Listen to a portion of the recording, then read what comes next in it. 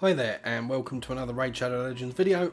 I'm IceMan and today we're going to do a champion guide on Warchief. Now you don't hear a lot of people talking about this guy too often, mainly because he was kind of crap and in some respects he still is, but we'll cover that later in the video. However, he does have some new uses that actually he's very good for, so we'll dive into him, we'll have a look at why he's good, where he's not good, and let you make your own mind up at the end of it. So let's start off with his aesthetics. He actually looks like a really cool champ. He's got this huge massive sword, cool spiked shield, interesting mask and all the rest of it. He's one of the old school champs of the game, and actually, you know, he's very cool looking. That being said, you know, very much like somebody out of World of Warcraft or something like that. Definitely seems to be modelled on Taurens from there, even though he's classed as a skinwalker here, but you know, definitely has that sort of look to him. And yeah, I do think he is a very cool looking champ. So I had this guy on my alternate account for a while, and he's at least very useful in faction ones. I will say that straight off the bat. Not amazing, but definitely useful, and definitely better than some of the other champs they've got there, because they're kind of a naff faction as far as I'm concerned anyway. So let's take a look at his skills. We've got Brutal Force. His A1 attacks one enemy 3 times, has a 25% chance of placing a provoked debuff for 1 turn. Damage inflicted is proportional to defense. He's a defense based champion, we should maybe should have covered that at the start, but you know, he's defense, he's legendary, and he's a skinwalker. There you go. So we've covered that bit. He takes 5 books on his A1, all damage, and 10% buff chance for the last one, which takes up to a 35% chance of placing a provoke. I did book him out, I think, or did I not? I might not have booked him out actually, to be fair, because this isn't booked. It would be handy to, but I don't feel he's quite good enough a champion to waste legendary books on. Certainly not so many of them, in my opinion, and that's the way I'm going with him anyway. However, I have been using the champ. I do like the champ, and I've been getting some good uses out of him as he is built now. So there's at least that. And obviously, if you can afford the books would probably improve him somewhat. How much, I don't know. I mean, you do get a lot of damage increases on these first 2 abilities, which, you know, might stack up, make him do a bit more damage and whatnot, but we'd have to see. So his A2, Marauder, attacks 1 enemy, places a provoked debuff for 3 turns, and steals 2 random buffs from the target. It's a cool ability. It's on a 4-turn cooldown, can be booked down to 3 if you spend 6 books on it. So, you know, this guy's already up to like 12 books or something like that. It's a lot of books.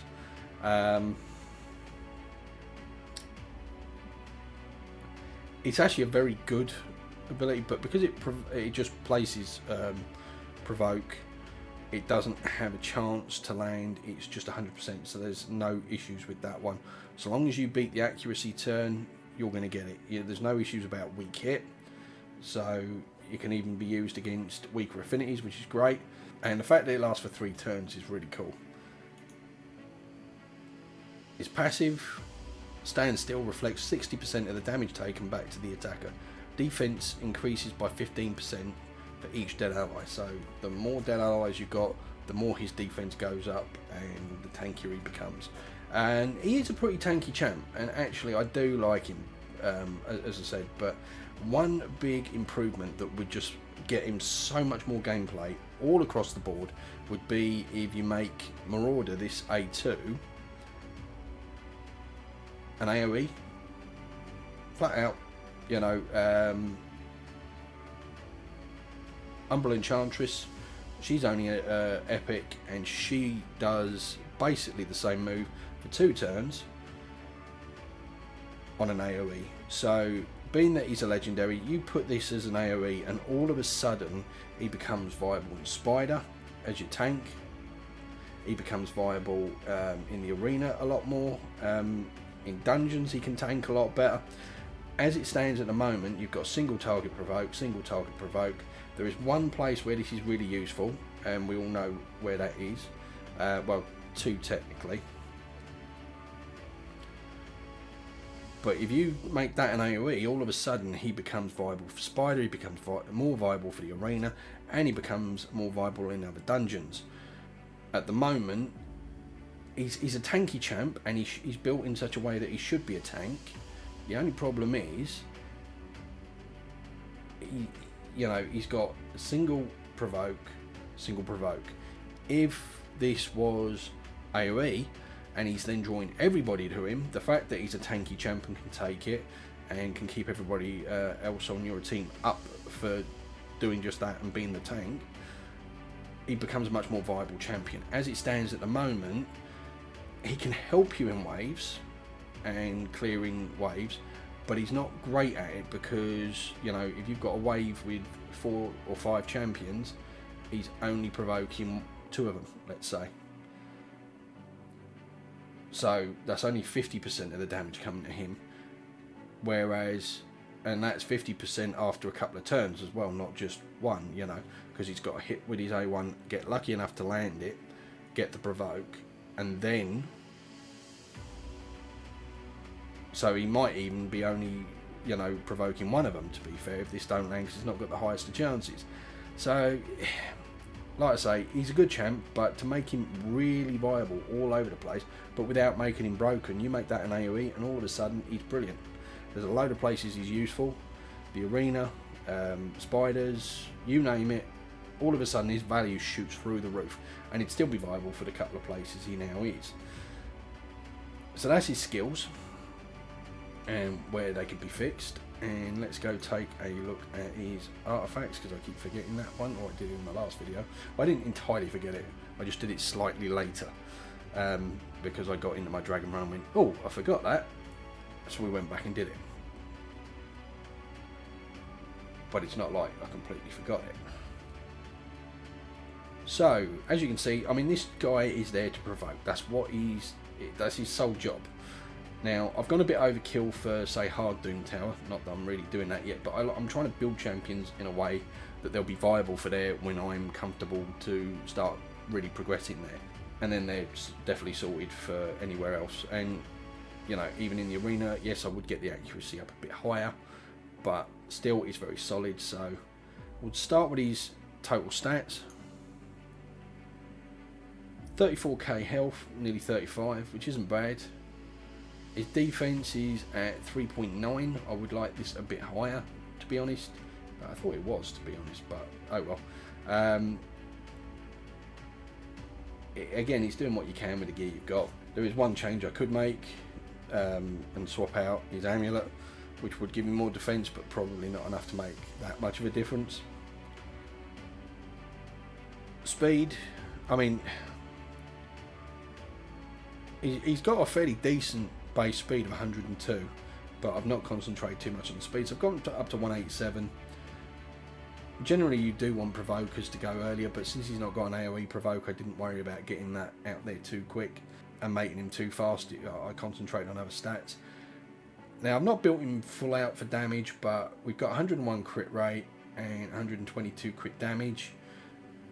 The idea being that at least he can do some damage. Unfortunately, even with this build, I'm guessing if I put another 80% crit damage into him, he might hit a bit harder, but he's still only going to be doing fairly average. He's not a hitter, really. But at least by building him this way, he's not a complete wet noodle, and he does some damage. If you left this off him entirely and went all out defense or whatever else, I think you'd probably find he'd be that little bit more tanky, but it hits so weak that it'd almost be useless.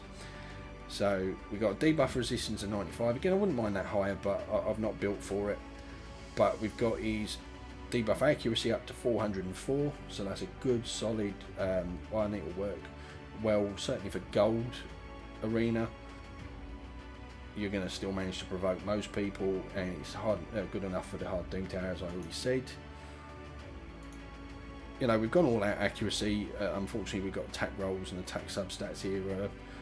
I didn't have any better pieces for him. That's just the way it was. Neck, I've gone for quick damage. You could argue I'd be better off going defense. As I said, though, I don't think you'd get too much more out of it because it'd be a flat stat, not percentage defense. You're not going to get a massive increase out of it. But, you know, it's up to you how you build the chap. This is just the route I've gone. I've not rolled it up fully due to the fact that obviously it's a 6-star piece and I want it to be more on par with being a 5-star piece. So I've left it at 12. We've then gone for defense with defense sub-roll on the ring and some HP in it, so that helps get again make you more tanky. I got an attack roll there. Again, it's doing the best with what you got. We've gone all out accuracy sets for him. Obviously if I put him in a speed set or something like that, I'd get some more speed out of him, probably get him over 200, and you can certainly go that option, but then you're going to lose a good chunk of accuracy. So we've got him in an accuracy set and 2 perception sets. Gone for speed boots. Again, if you can get the speed elsewhere, you could argue going defense. That would certainly bump up his defense. Again, I've built him somewhat damagey, so he's got crit rate gloves, whereas if you completely ignored the crit rate, put him on defense gloves, that'd get his defense up much higher.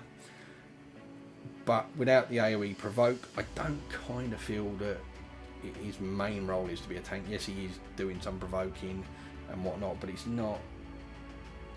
That's what I mean. He's kind of a bit sad that way. If you gave him that AoE provoke, yes, I'd all out advocate putting him in HP or defense gloves, make him more tanky, keep him alive, and don't worry too much about his damage and just get him doing his provoking, and you know, that'd be solid. Defense on the chest, obviously, like I say, I went crit rate on the gloves. I mean, I've got crit rates stats, defense stats, HP substats, and accuracy. So, and with the resist, I would have preferred better rolls here, obviously, but not too bad. Again, same motif all the way through. We've gone for some HP, speed, accuracy, defense. We've got bits of crit here just to bump him up, just to try and get that 100%. Defense, accuracy, crit rate, speed.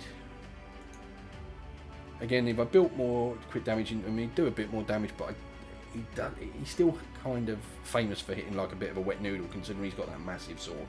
A bit kind of like another beefy guy we used to know, or do still know, but you know, he's at least got a bit more utility these days. Again, a double rolling attack, it's really not good. I went for the accuracy and the crit rate, and for the set bonus. That's the only reason it's on there. Not necessarily always the best way to play it, but I wanted to get that accuracy nice and high, so this is the route I've gone, is masteries. Again, you could argue going for a defense route, and that will make him more tanky and survivable. I went for the do more damage route and took him down into War Master, which was a complete mistake because his A1's a bloody 3-hitter. And to be honest, he still kind of hits like a total wet noodle. So you know what? We're going to reset that right now.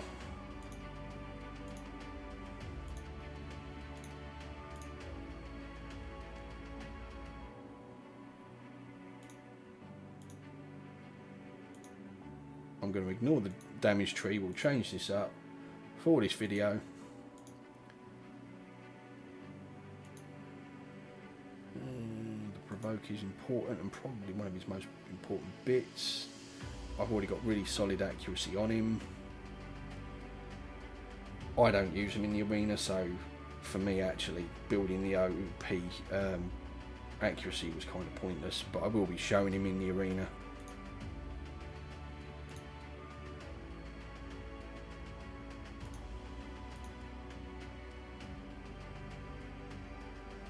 Chances are he's not going to get that very often, but at least it gives him an extra chance to put that provoke out there.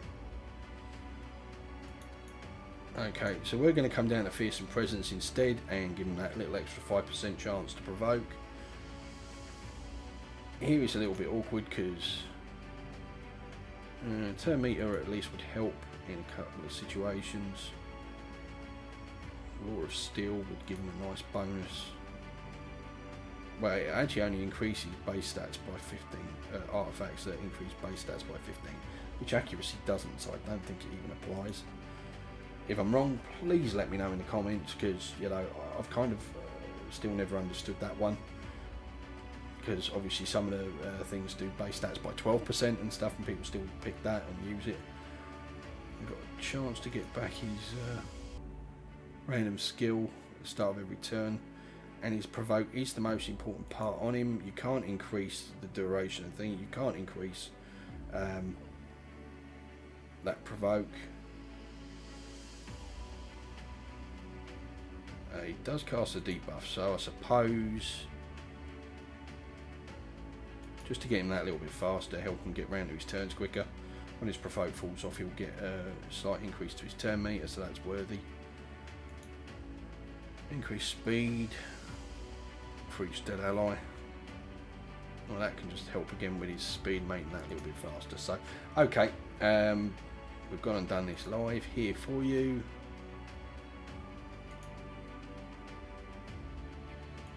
It's not killed by him, it's just each time an enemy is killed, so let's do that one. We could have gone that route, it's not a huge deal. So we've come down the defense tree, made this a little bit longer doing this, but you know, like I say, he just doesn't do enough damage to really warrant it being in the damage tree. So we've gone all defense mitigation, down to the 2-turn counter-attack abilities, give him a chance to get that provoke out there on his A1. Fearsome Presence to increase the chance of him getting that provoke. Since he's not booked out, it only takes up to 30, but that still gives it that little bit extra chance. So now we're going to dive into some content with him. Like I said, Ice Golem's Peak, he's actually the wrong affinity. You can use him still there if you need to, but obviously weak hits are an issue. He can provoke on a weak hit and he doesn't do a lot of damage anyway, so, and he'd actually be the tank for you then, more likely taking that damage. So you know, he might help out on the waves, taking some of the heat off for your other champions and getting some provokes out there. So actually Ice Golem's Peak, he's got some possibilities. Spider's Den, unless he's got an AoE provoke that's going to just provoke all those spiderlings, I don't see it being ideal. Obviously he's the right affinity for Spider 20 to be negative affinity and therefore the target, so if you make him really tanky he can do that, but he doesn't have any sort of heals or anything else. He does some damage on reflect from his passive, and he can provoke the odd champion here and there, so he's not totally trash for it, but I really wouldn't say he's ideal. Finite, he's got a free hitter on his A1 and he's the right affinity, so we've already said where he's good and where he's not good to a degree. Finite, he's bad, unfortunately. He's got a triple hitter on his A1, so you're building more tanky than I have. Swap out the crit rate gloves and stuff like that for defense and make him a bit more tanky. He's got more chance of staying alive, but unfortunately he just doesn't really bring anything other than the triple hit here. If he had an AoE provoke and you could make him even more tanky, then yes, he'd have some viability, but he doesn't currently have that, so you'd be bringing him purely for the triple hit. If you know, if you are lacking in triple hit champions and you're struggling to get the Fire Knight shield down, then you know he's fine for that. But even as tanky champions go, he's not the tankiest. I know that's partially down to the way I built him and concentrated more on his accuracy. Dragon's Lair, again, you know, he can help you with the waves. We're not actually going to show him in any of these dungeons because I just don't think the benefit is there. We'll show you him in the arena. Right, neutral or fair affinity, and they're actually much stronger than me, so we'll probably get our asses handed to us, but we'll give it a try. What we will do is change him out for Xavier, who is quite often my nuclear choice these days. For force affinity, that is. Obviously we come in with Hegemon, try and get some lockouts, which we have done. We've either locked or stunned everybody. So now he's up and we can pick somebody who's closest to going that we want to sort of prevent doing anything. And to my mind, that's probably going to be Miscreated Monster, because if he starts fearing everybody and puts that protect out there, it's really annoying and makes it harder to take everybody down. So for 3 turns now he's taken care of and we ain't got to worry about that. Let's take Razing down a bit. Try and take Seal down a bit.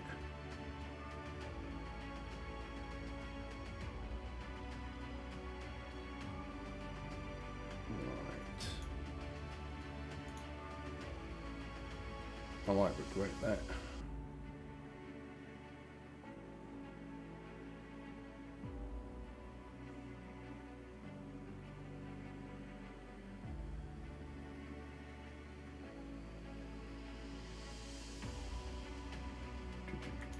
Let's provoke him, stop him doing his next thing if we can. No. Everyone's low enough, we're going to try and get some kills, which we do. As you can see, the utility here is not massive. It depends on the situation, on the fight.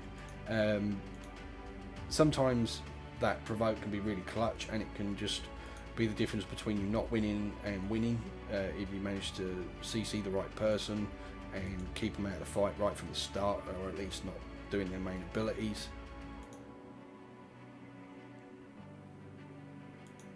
He's not a big damage dealer, he's not in there for the damage, he's in there purely for his provoke. His reflect can be kind of handy and obviously doing some damage, but again, that's not massive. The main place he is best for, we're now going to show him, because you've got an idea of what he could do there. Now, I'm not very high in the Doom Tower, obviously it's only opened a couple of days ago. I could be a little bit higher, but not by much. This is actually the one place he's best suited for. And obviously I'm using him for that. So we've got the Magma Dragon here, and we'll do a fight and we'll just leave it on auto and you can see what he's doing.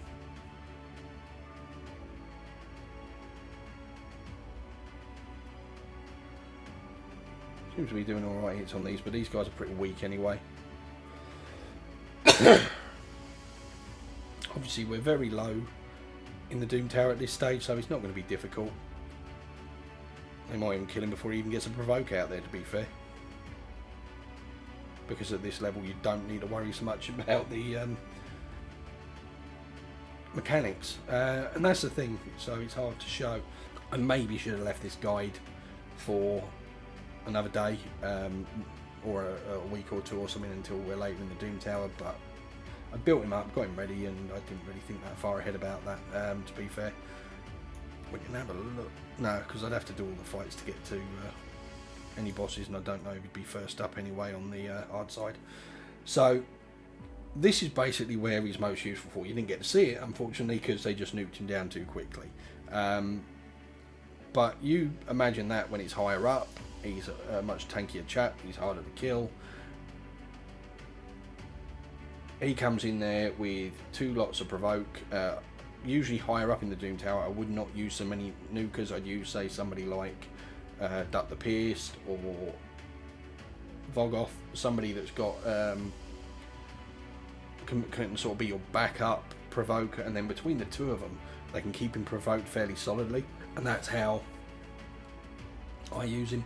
I also use him sometimes in the Frost Spider, because obviously if you keep the left hand spiderling provoked, it's the big spider don't get the extra boost in attack and damage, and that's basically how I actually beat normal Doom Tower finally, was by using that and just attacking that spider and just using the HP burns to just get through him basically.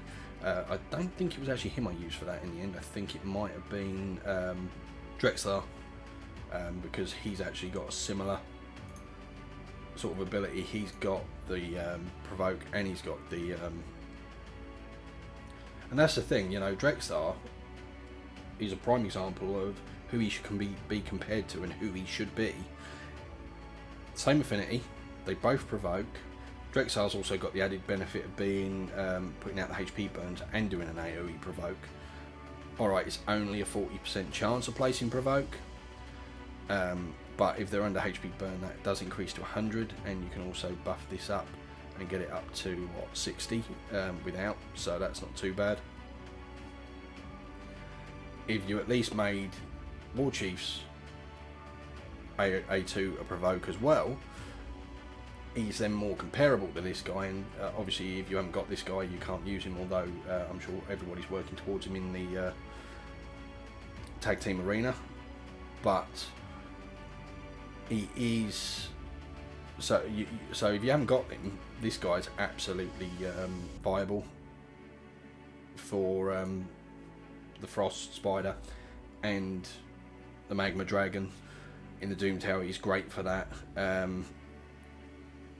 If you gave him that AoE provoke, he then becomes even more useful in the Doom Tower on being a tank for the waves, stopping those waves of Valkyries and Martyrs and stuff like that, putting up their buffs, and you can go and CC everybody, let your champions nuke them down, chip them down, however you're doing it. It then allows him to do the same sort of thing in dungeons. It makes him even more viable for faction wars and the faction room. All in all, he's a good champ. Well, I say he's a good champ. No, let's be honest. He's kind of a crap champ, actually. He hits like a wet noodle, and this needs to be an AoE. You do that, increase his damage and make a little bit, and make that an AoE, or even just make that an AoE. He becomes so much more viable. As things stand, because he's got the provoke on the A1 and the provoke on the A2, he's actually one of the best champions for the Magma Dragon at any level to help get that provoke up. And that's his main utility, that and faction wars. Other than that, he's not great anywhere, really. He can do okay in the arena in certain circumstances, and I know people are going to jump on the comments and say, oh no, I've used him here, he's great there. Hey, if you like the champ, that's great. This is just my opinion on him, you know. I'm not God, I'm not the be all and end all when it comes to raid, and everybody's got different experiences with champs.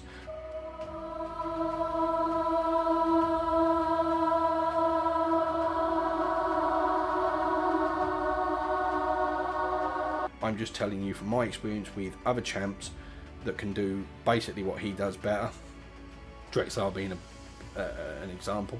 If he's at least got an AoE on this one, he becomes more comparable, and he can do more. He can be played in more places, and therefore more useful. At the moment, up until Doom Tower, let's face it, this guy for the most part, other than faction wars, sat in everybody's vault. The odd team here and there might try him in the arena occasionally, but for the most part he's Vault Guardian. The only reason he's come out is because of Doom Tower and the utility he brings there. But you make that an AoE provoke, and all of a sudden that utility expands there, becomes even better there, and then also gives him usability in other places of the game. This is why I've not put books into him. Normally, you know, for well, I'm out of books and out of money, so I'm not going to do it anyway. But I would not put books in this guy myself personally, because I don't think he's useful in enough places in the game to make it worth the investment. And he works well enough as is. And that's my final thoughts on the champ. So yes, he's a bit naff. He's a big beefy wet noodle, and he definitely is in need of a slight upgrade. Does he have his uses? Yes, in a couple of places in the game, and that's about it. Anyway, I hope you enjoyed this video. Thank you for watching, and I'll catch you in the next one. Please hit that like button. Please hit that subscribe button. Bye.